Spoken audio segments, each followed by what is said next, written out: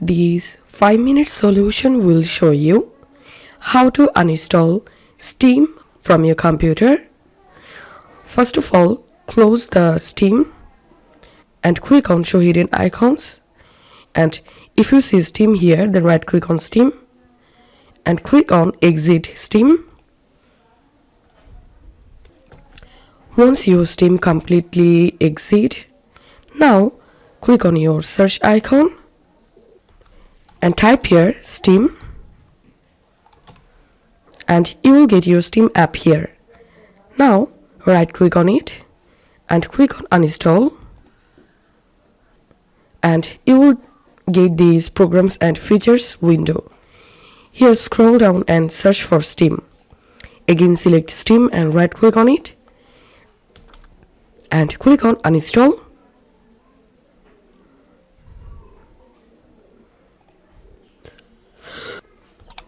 Click on Uninstall.